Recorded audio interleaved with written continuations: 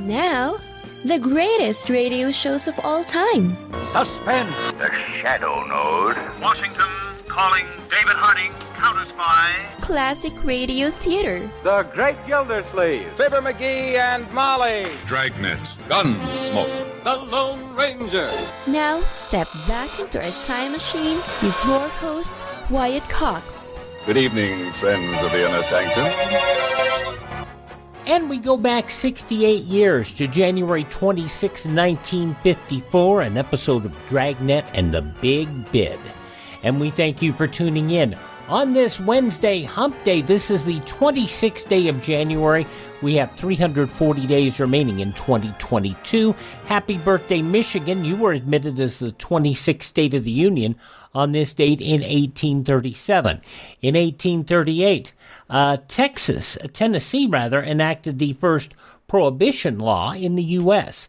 In 1841, Britain formally occupied Hong Kong, which China later formally ceded back in 1841. In 1861, the state of Louisiana seceded from the Union. In 1911, Glenn Curtiss flew the first successful seaplane. And in 1920, former Ford Motor Company executive Henry Leland launched the Lincoln Motor Company. He later sold Lincoln back to Ford. Now, the Apollo Theater reopened in Harlem on this date in 1934, and in 1961, President Kennedy appointed Janet G. Travell to be his physician, the first time a woman held that appointment. Ranger 3 launched on this date in 1962 to study the moon.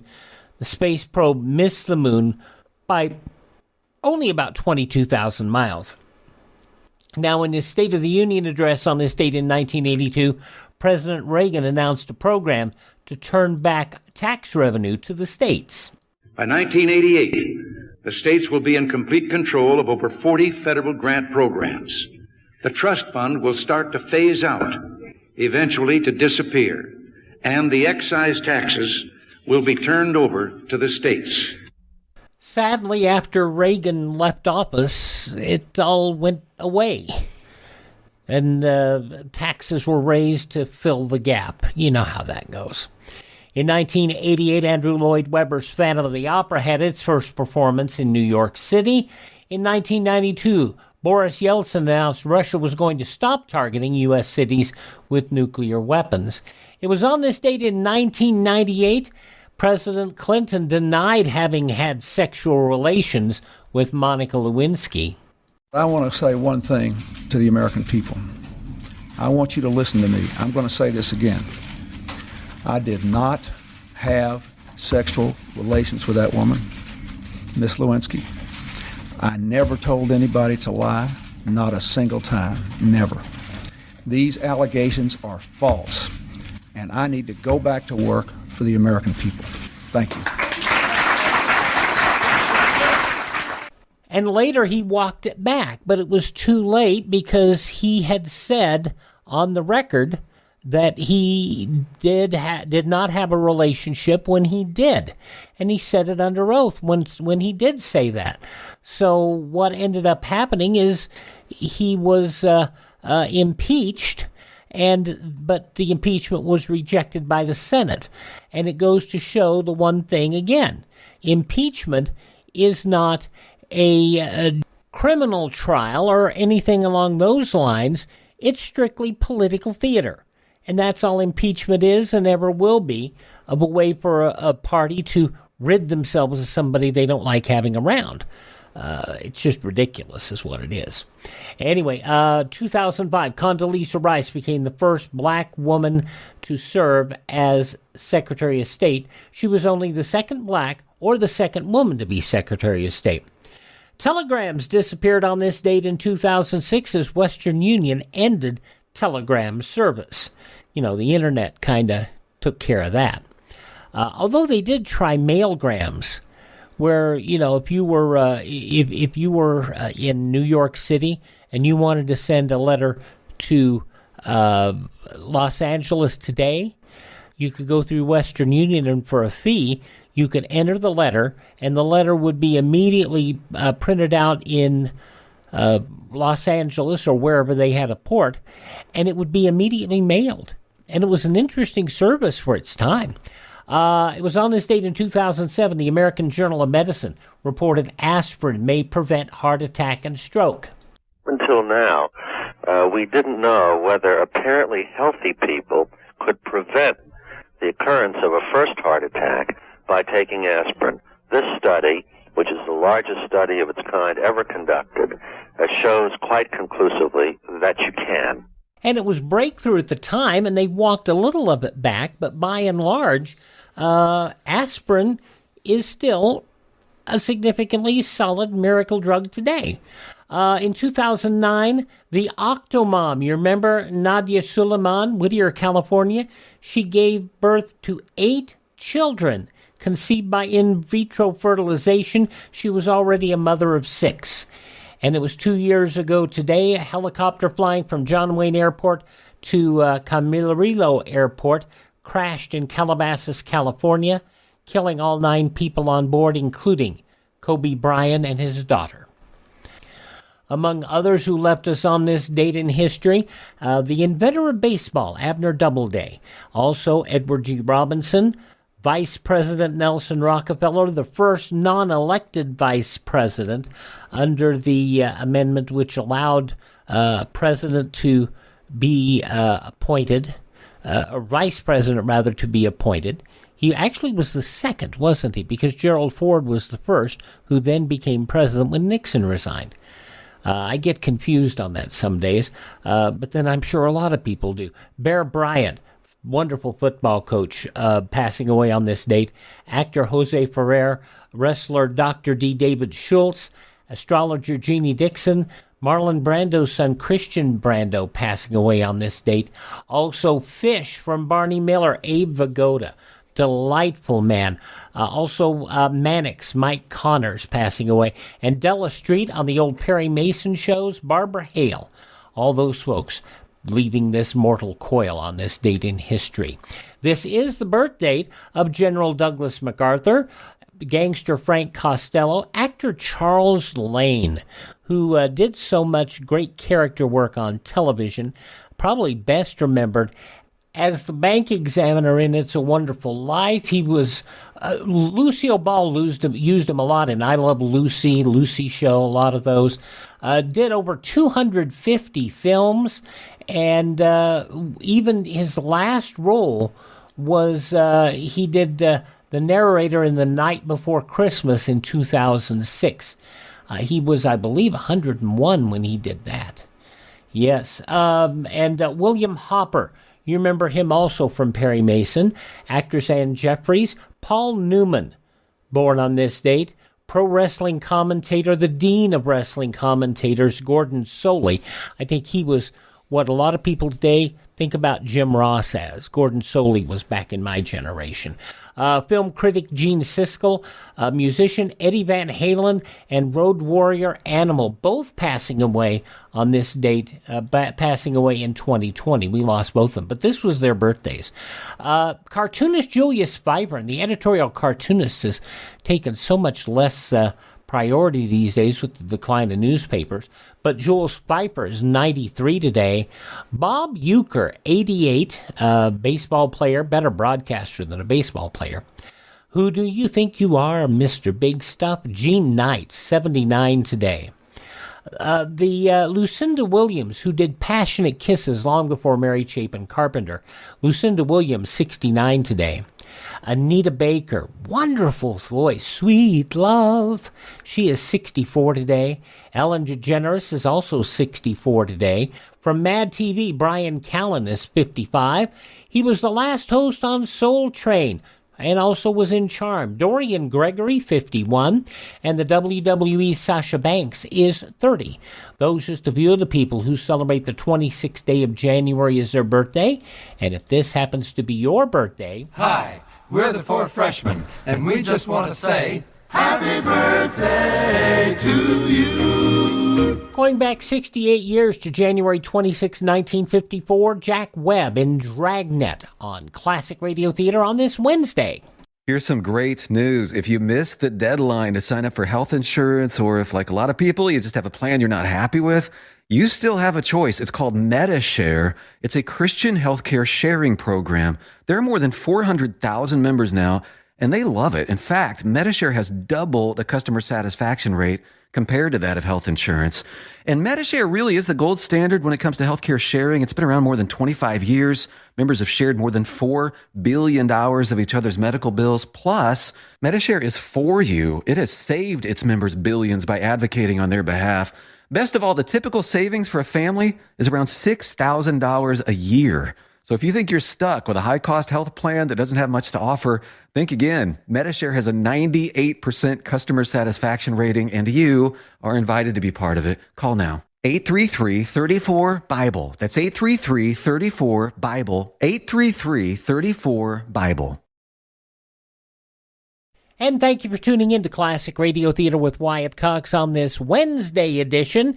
And we now have an episode of Dragnet starring Jack Webb, The Big Bid. This was originally broadcast 68 years ago, January 26th, 1954.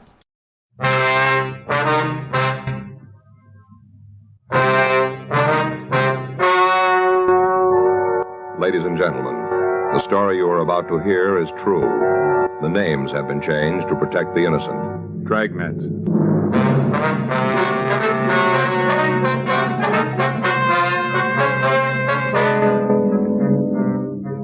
You're a detective sergeant.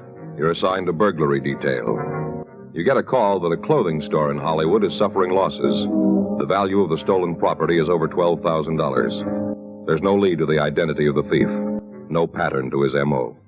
Your job, get him.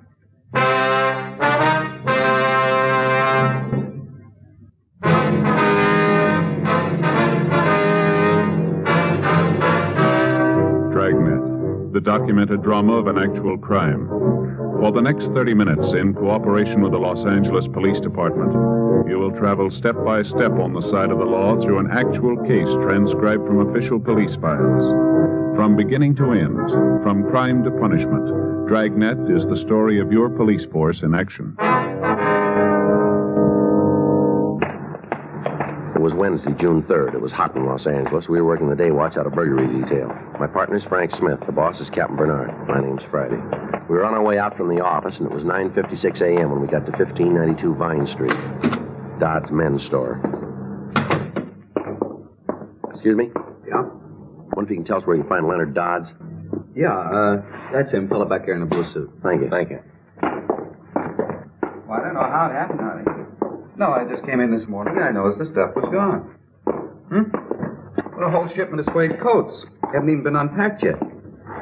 Yeah, about 24 of them. Were white with a button-down collar. Yeah, I called the cops and the insurance company. Yep. Well, about 12,000. Well, a couple customers just came in, honey. I'll call you back. Yep. Well, don't worry about it. Goodbye. Yes, sir? Can I help you, gentlemen? Mr. Dodds? That's right. Police officers. This is Frank Smith. My name's Friday. How do you do, sir? You reported a burglary this morning? Yeah, you guys from Hollywood? No, sir. We're out of Central. I didn't think I'd seen you around here before. You want to tell us what happened? Yeah, come on back to the storeroom.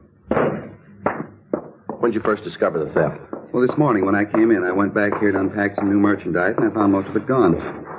Here, I'll get the door. Now, this is our storeroom. When we get a shipment from the east, the cases are kept here until we get a chance to unpack them and check the invoices. I see. Was all of the stolen merchandise taken from this room? I'm not sure about that. I do know that a shipment of suede jackets and waistcoats was in here. It's gone now. A couple of cases of shirts, too. The only way I'd have of knowing if they took anything from out in the store itself would be to make a complete inventory. Mm-hmm.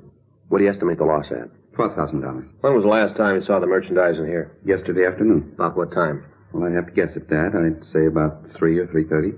How many doors are there to the store here? Just the front one. One in the back. Opens into an alley. What if we could see the rear door? Sure. Back this way. One of the first things I thought of, too, but it was locked. You opened the door this morning, did you? Yes, I found the stuff gone, then I checked the door. It was still locked. Uh-huh. You have an alarm system in the store? Yes, didn't go off last night, though. I see. Here's the door. You can see for yourself there's nothing wrong with the lock. How about it, Joe? No, there's no signs of it, Jimmy. Well, that's what I thought, too. I looked pretty close. Couldn't see any sign of where they got in. How about windows? Possible they got in through a window? No, I'm sure of that. Only 2 we've got are in the tailor shop. Here.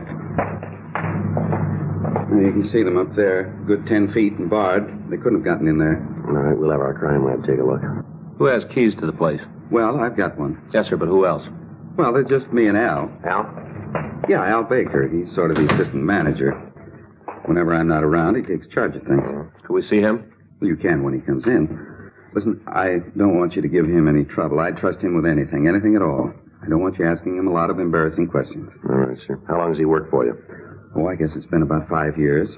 I don't think I could run the place without him. Sure wouldn't want to try. I see. Besides this Baker, how many people do you have working for you in the store? 3 others full-time. During rush periods, I call in extra help. Can you give us a list of their names? Yes, but you can be sure of one thing. What's that? Isn't anybody who works at the store did this. You seem pretty sure about that. Well, I know my people. All of them have been with me for a couple of years. I trust them all. I noticed that you're doing some remodeling here. How about the workmen? Possible one of them took the merchandise? Mr. Friday, do you know how much $12,000 in clothes is? Yes, sir, I have an idea. The both of you couldn't carry it in one trip. Not in a couple of trips. Whoever took those clothes was here a long time, and he worked hard getting them out of the store. Yes, sir, but about the workmen? It couldn't have been one of them. None of them have keys to the place. We have to open up to let them in, and they leave before we close. If they tried to get the things out of the store, one of us would have seen it. Couldn't possibly have been one of them. Frank? Yeah? You want to call the crime lab? Sure. Can you use your phone? Yes. It's on the counter in front of the store. I just don't understand it. Sir? Just doesn't seem to be any way they could have gotten all of the clothes out. No way at all. Well, they must have found one. 10:38. The crew from the crime lab arrived and went over the place. The whole store was checked, and all entrances and exits of the store were checked for fingerprints. Both the front door and the rear exit were examined, but there was no mark of a jimmy. The windows on the second floor were gone over, but the locks on them were secure, and there was no apparent way they could have been used to remove the stolen merchandise. We talked to the other clerks in the store. From them, we got approximately the same story that we'd obtained from the store manager. They verified that the merchandise had been on the premises at 3:30 p.m. the day before. None of them could say for certain that it was there after that, however. While Frank was checking with the members of the crew from the crime lab, I called the names of the employees into the record bureau for a check. Yeah, that's Baker, B-A-K-E-R. WMA, 46 years, 5 feet 10 inches tall, 156 pounds. Right. What? No, no visible marks or scars. Right. Joe, I got something for you. Okay, if you'll check the names, I'll give you a call later. Right. What do you got? Come on upstairs. I got talking to Lee, and I figured from what they found, the merchandise had to be taken out in the daytime. Lee goes along with that? Yeah. The way the doors look, if they were open, somebody used a key. Mm-hmm. He thinks like we do, that somebody took the cases out, planted them, then picked the stuff up last night. Well, what do you got up here? Window that opens out on the roof of the next building. Check the lock. Hasn't been tampered with. Yeah. Come on. Climb up. No bars on this one, huh? Over here. Right there behind the air shaft. Now, what is it? Take a look. Shirts. In this one, suede coats. Was this all that was taken? No. Manager says it's about half. No sign of the rest of it, huh? No. Must have taken that last night. Figures the thief will be back tonight for the rest. Well, it'll be here. Mm-hmm. So will we.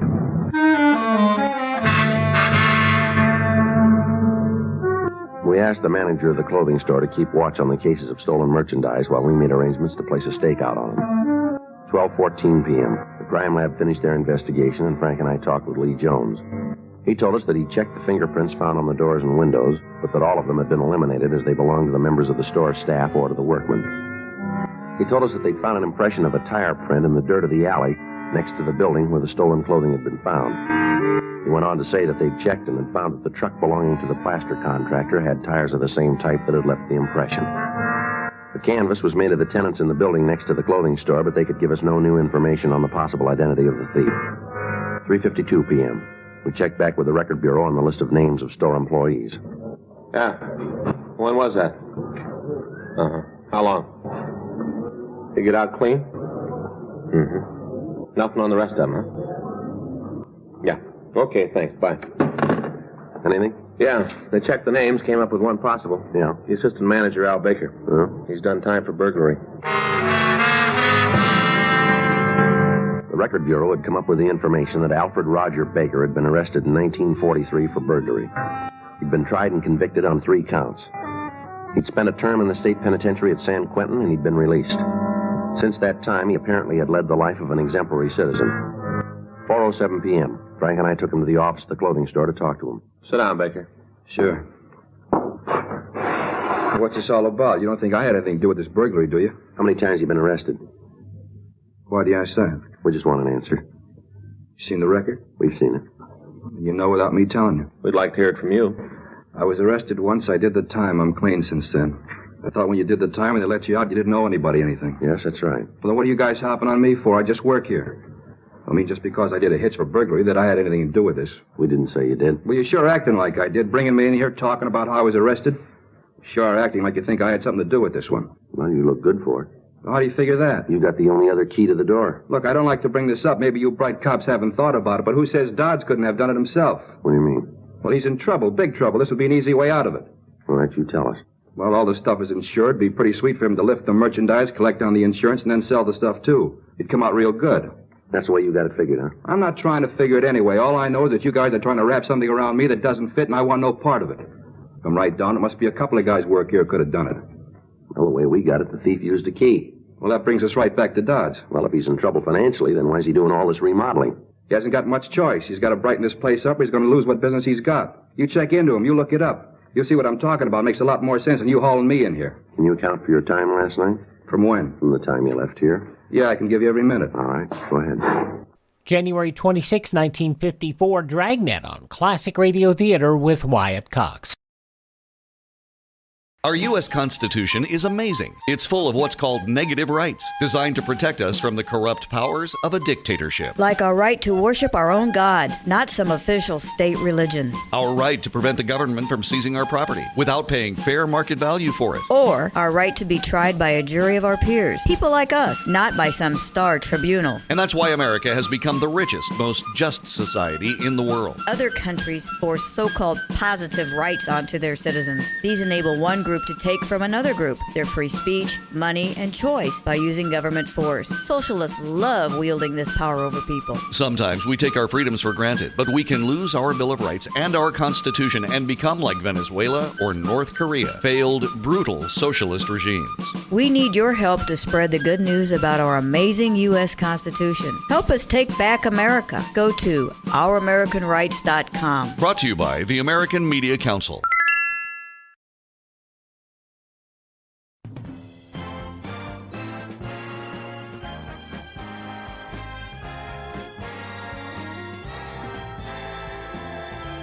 Thanks for tuning in to Classic Radio Theater with Wyatt Cox on this Wednesday edition. And we're enjoying an episode of Dragnet starring Jack Webb, The Big Bid, from Tuesday, January 26, 1954. In the newspapers of that Tuesday, 68 years ago today, these were some of the headlines. President Eisenhower openly called for defeat of the Bricker Amendment yesterday on grounds it would cripple Allied defense plans and impair hope for peace, including his famous atom-sharing program. His strong stand, contained in a letter to Senate Republican leader William F. Nolan, signaled the start of a bitter fight between the administration and a Senate faction led by Senator Bricker, the Republican of Ohio, which is seeking to curb presidential treaty powers. Nolan said efforts to reach a compromise will continue.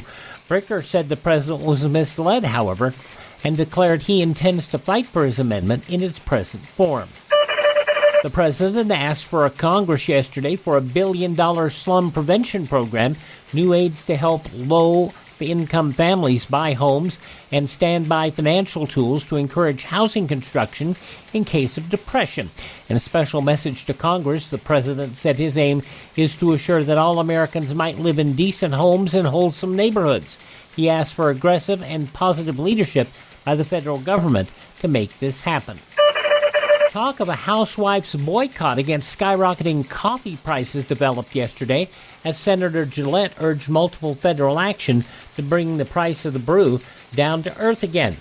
Gillette denounced recent price rises as stemming from gambling and speculative coups, and he told the Senate the situation is inexcusable, rapidly approaching the intolerable. The Pentagon yesterday ordered dishonorable discharges for the 21 American former prisoners of war who have elected to cast their lot with their communist captors. The Pentagon's decision to give dishonorable discharges to the remaining 21, a major shift from the Army's original position that the men be given undesirable discharges, which are far less drastic. Secretary of Defense Wilson said the Pentagon will stop all pay and allowances to the 21 immediately and will cut off any veterans' benefits they might have. Russia's VM Molotov fired his heaviest propaganda guns at the U.S. in the opening session of the Big Four Foreign Ministers Conference yesterday and battered Western hopes for a European settlement with the Kremlin. Offering no concessions, the Soviet foreign minister lashed American policy from the Yalu to the Rhine as endangering world peace. In 44 minutes, Molotov spoke nearly 5,000 words of oft-heard charges.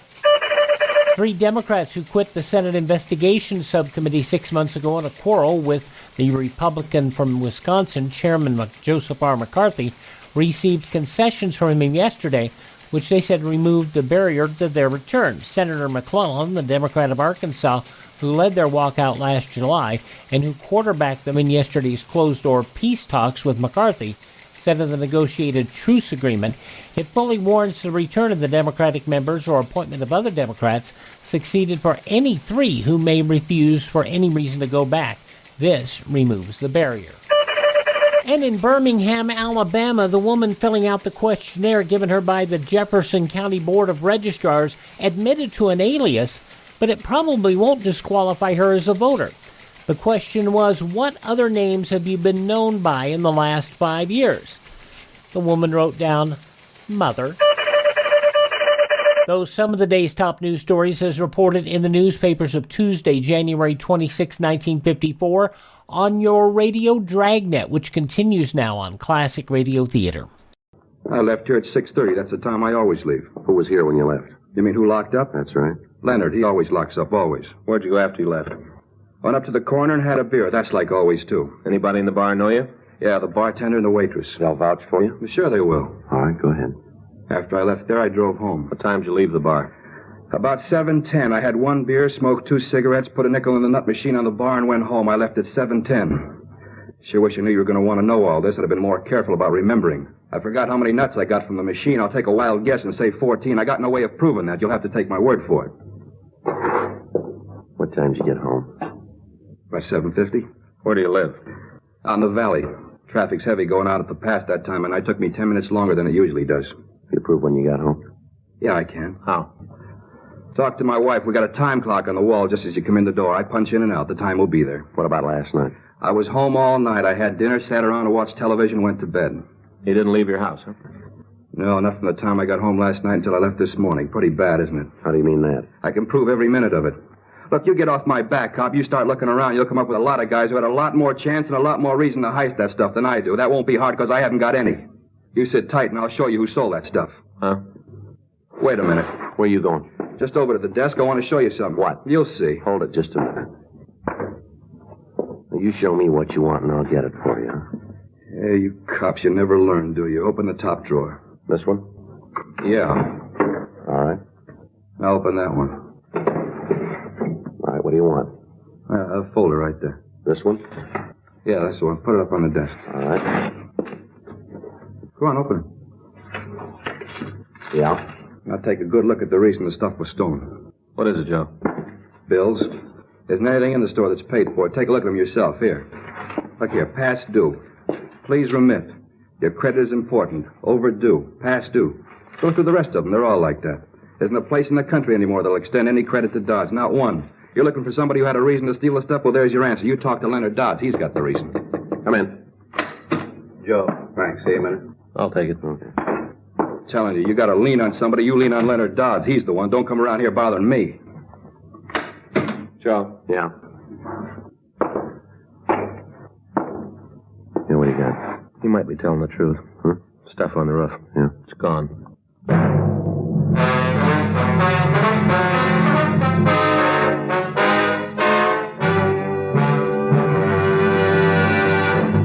You are listening to Dragnet, the authentic story of your police force in action.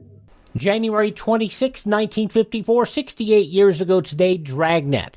That's the conclusions next on Classic Radio Theater with Wyatt Cox. Mike Lindell has set out another big sale for listeners. It's the first of the year bedding sale. Half price on the MyPillow sleepwear, the wonderful Giza Dream Sheets, the 2-inch mattress toppers. It's like a MyPillow for the rest of your body. Also, the blankets and quilts and comforters, they are all half price right now. 50% off if you use our promo code USA. Also, big overstock. If you know somebody who's expecting, the body pillow, it's regularly $120. It's now $39.95. Also, select pillows, couch pillows, and individual towels are deeply discounted. Go to MyPillow.com, click on the radio listener square, use my promo code USA, or call 1-800-951-8175. The first of the year bedding sale at MyPillow.com. Promo code USA. On Thursday's Classic Radio Theater, we go to the classics. The CBS Radio Workshop production of Aldous Huxley's Brave New World, part 1 of 2. The other one will present next Thursday. From January 27th, 1956, 66 years ago, the classic story of the future, narrated by the author, Aldous Huxley. That's on Thursday's Classic Radio Theater with Wyatt Cox, but now the conclusion of Dragnet from 68 years ago, January 26, 1954.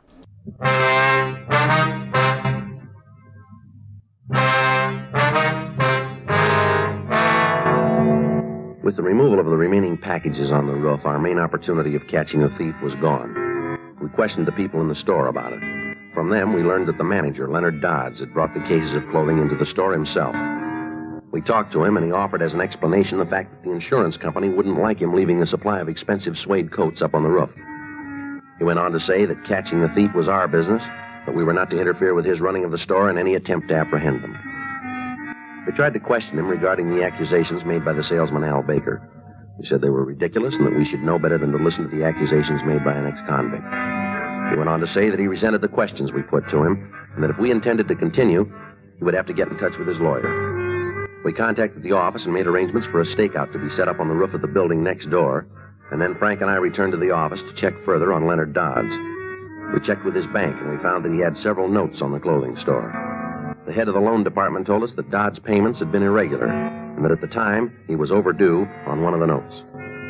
We contacted the insurance company and found that Dodds had made a claim on the stolen merchandise that morning and had requested payment as soon as possible. We turned a list of the stolen articles over to Pawn Shop Detail and asked them to see that the information would get into the hands of the second-hand dealers in the city. 10:15 p.m. Frank and I filled out the log and prepared to leave the office. You about ready? Yeah, I'll be right with you. I got it. Burglary Friday. Yes, ma'am. Well, I'm not sure. No, the officer that handled the case isn't here right now. I wonder if I could take a message. Yes, ma'am. He'll call you when he gets in. All right, Yes, all right. If you'll wait just a minute, I'll transfer you to the main jail. No, the main jail. They'll probably be able to tell you. Yes, that's right. Just a minute. Hold on, please. Would you give this call to 2949, please? That's right, the bail clerk. Thank you. Woman wants to know how much it's going to cost to get her husband out of jail. I got it. Burglary Friday. Yeah, Yeah, that's right, we did. Yeah. Well, when was that? Yeah, that's right. Yeah. Okay, we'll wait here. Right, bye. Well, looks like we got it made, maybe. What do you mean? Radio car out in the Westlake district just picked up a couple of kids. Both of them were loaded down with clothes. Yeah. Label on them is Dodds Clothing. The radio car officer had told me on the phone that he and his partner, while making a routine patrol of the area, had spotted two boys walking down the streets carrying large quantities of clothing. When they were stopped, the two suspects were unable to account for the clothes, and they were not able to tell the arresting officers where they'd gotten them. In checking the pair out, the officers had called burglary detail, and we'd gotten our first concrete lead to the thief. 10:47 p.m. The two suspects arrived at the office. Their names were checked through R&I, and they were both found to have misdemeanor records listing petty theft and attempted burglary. One of them, Walter Kramer, had been convicted on burglary charges and had been sentenced to Preston School for Boys. He was at the time on parole. While the other boy waited in the squad room, Frank and I questioned Kramer in the interrogation room. How old are you? 18. Where do you live? You know that already. What are you asking me again for? I told the other cop, gave him all the information. Where do you live? 2574 Brandon Street. You want to tell us where you got the clothing you had when you were picked up? You're smart cops. You figure it out. You on parole now? No, I got out clean. Are you still that way? That depends on how you read this one. Where'd you get those things? I found them. You expect us to buy that? I don't care if you buy it or not. It's the truth. You're pretty heavy, aren't you? I've been around. That time up at Preston didn't do you much good, did it? You'd be surprised what I learned up there. Not what you were sent there for. That depends on where you're sitting. You were picked up carrying a load of stolen clothes. You want to tell us where you got them? You tell me. Now, come on, kid. Where'd you get the clothes? You going to play it that way, are you? There ain't any other. Where were you yesterday? Starting when? From when you got up. I got to tell you all that? We want to hear it. Pretty dull. All right, go ahead. Well, I got up about noon. You got a job? Yeah. Where? Around. What do you do? Nothing. I'm a philosopher. I study people. I just sit around all day and study people. How do you live? Stay with my folks. They pick up the tab. Go ahead. With what? What you did yesterday. Told you. I got up about noon. Had some breakfast, then went over to Harry's. That's the boy you were picked up with? Yeah, I went over to his house. Sat around and watched the television. How long were you at his house? Maybe 6. Sat around and talked philosophy. Talked and watched the old movies. What'd you do then? Left and went out to study people. Where'd you go? Went down, played a couple of games of pool, had something to eat. And after that? Went out to a movie. You got any way of proving that? Sure, talked to Harry. See your alibi? Yeah, you talk to him. He'll tell you. Now, you may not know this, but he's in the theft as deep as you are. I got some information for you, cop. Neither one of us is in on it at all. All right, get your coat. Where you taking me? City jail. You gonna book me? You called it. How about Harry? Well, how about him? He going too? Yeah. What charge? Suspicion 459 PC. Burglary? That's right. Come on. You mean that stuff is really stolen? That's right. You're telling me right? Yep. It ain't true. You tell us about it. No, I mean, Harry and me didn't steal the stuff, but at least not the first time. What do you mean by that? Well, we stole it, yeah, you got us cold for that, but not the first time. Well, where'd you get it? From a garage, that's the truth. We stole the stuff from a garage. Where is the place? I'll show you. There's a lot more stuff there, a lot more. Clothing? Yeah. Whose garage is it? I don't know. Harry and me were walking around out there, and we saw this truck pull up. Guy got out and unloaded some packing cases. When was all this? Last night. The way the garage looked, though, it wasn't the first time. The place was loaded. A lot of shirts, coats, suits, all kinds of things. Harry and me figured that we might as well help ourselves. But we didn't steal the stuff originally, not the first time. What's the address where the garage is? I don't know. Up on Shortdale Avenue near the lake. All right, we take you up there. Will you point it out for us? Sure, I'll show you. I want to see him get his. Get it real good. What do you mean? Imagine having a garage full of stolen things. Terrible, that's what it is. Is that right? Sure. The important thing is that you know that we didn't steal it the first time. You gotta believe that. We didn't steal it the first time. Is there really a difference?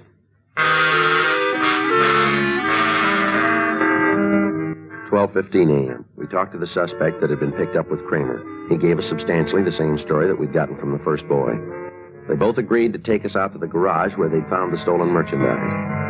Before we left the office, we put in a call to the clothing store, but there'd been no report from the stakeout on the roof. The two suspects directed us to drive out toward Silver Lake.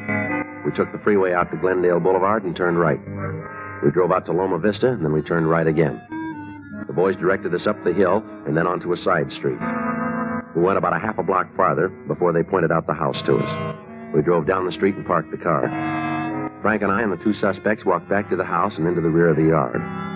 The two-car garage in the rear of the building was unlocked. We went in. Scattered around the place, we found several large packing cases of clothing. The labels on them were from some of the most exclusive men's stores in the city. There was no question about it. This was the plant for the stolen merchandise. Frank stood by the back door of the house, and I went up on the front porch and rang the bell. Yeah? You're Martin Hetman, aren't you? Yeah, do I know you? My name's Friday, police department. Oh, yeah, I met you over at Dodge. What is it, some more questions? Yeah, a few. Kind of late to come around it. Well, maybe a little. You're just going to turn in. Can you wait till the morning? I could come down to the police department. No, I'm afraid we're going to have to talk tonight. Oh. Okay, come on in. Thank you. Anybody else in the house? Just my wife and the kids. Where are they? Upstairs. They're all asleep. I told you I was just going to turn in. Mm-hmm. That garage out back, does that belong to you? What? The garage out in the back of the lot, is it yours? Yeah, it's mine. Why? What do you use it for? What do you use a garage for? I keep the truck there. Well, where's the truck tonight? I left it at a service station down on Glendale Boulevard. Having it greased and the oil change. Why? Anybody else use the garage besides you? No. Everything in it belonged to you? You mind if I call my lawyer? Well, you can do that from downtown. You arresting me? Yes, sir. You found the stuff, huh? We found it. That cigarette? Yeah, here. Here's a match. I guess I should have gotten it out of the garage sooner. Hmm? Figured on it first thing in the morning. When you talked to me this morning at Dodds, I should have known. Should have known right then. I didn't think you'd figure it this way. All right, come on, get your coat. Yeah, just let me finish the cigarette. You sure had it figured. Going real good. Want to hear about it? All right. Well, I'm a plastering contractor. You know that. Yeah, you told us that this morning. Well, I bid on the jobs. All the contractors submit bids on how much we'll do the work for. You know what I mean? Mm-hmm. I always got in with a low bid. Used to drive the other contractors crazy. Never could figure out how I could come out on it. You see it, though, don't you? Well, you tell me. Well, you see, if a job would cost me, say, $3,500 to do, I'd put in a bid for $2,500. I always get the job, and then I'd steal the other $1,000 of merchandise, see? Mm-hmm. That way I could come out and nobody get hurt. What about the store owner? They weren't insured. Only body in the middle was the insurance company, so you see, nobody really got hurt. You about finished with that cigarette now? Yeah, just about. You're pretty lucky, you know? Is that right? Yeah, sure. This was going to be the last time. I figured that after this, I'd be able to go it straight. Got my equipment all paid for, money in the bank. Figured I could go it straight. This was going to be the last time. Well, you were right, weren't you? Hey, you mind telling me something? What's that? How'd you tag me? How'd you find out? We caught a couple of kids breaking into the garage. They'd stolen some of the clothes. They were picked up, and they pointed the place out to us. Kids? That's right. Oh, about that. That's really terrible, isn't it? What is? Oh, this younger generation. I had legitimate reason. I was just trying to come out. Wasn't anybody going to get hurt my way. But those kids. I hope you're going to put them away for a long time, little thieves. Come on, get your coat. Let's go. That's just awful. No sense of honesty at all. I sure hate to think of what the world's coming to. You want to tell me something, Hetman? Well, sure. What do you want to know? Well, you said you just stole the difference between what you agreed to do the job for and what it really ought to be. I got it right? Yeah, just the difference. Well, you hit the Dodge store pretty hard, didn't you? $12,000 worth?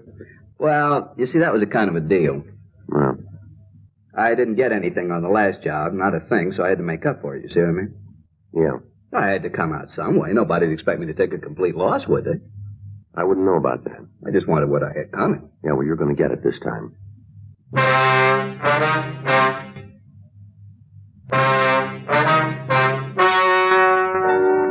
The story you have just heard is true. The names were changed to protect the innocent. On October 17th, trial was held in Department 89, Superior Court of the State of California, in and for the County of Los Angeles. Martin Averill Hetman was tried and convicted of burglary in the second degree, 4 counts, and received sentence as prescribed by law. Burglary in the second degree is punishable by imprisonment in the state penitentiary for a period of not less than 1 nor more than 15 years, or by imprisonment in the county jail for not more than 1 year. Walter James Kramer and Samuel Arthur Nicholson were tried and convicted of burglary in the first degree.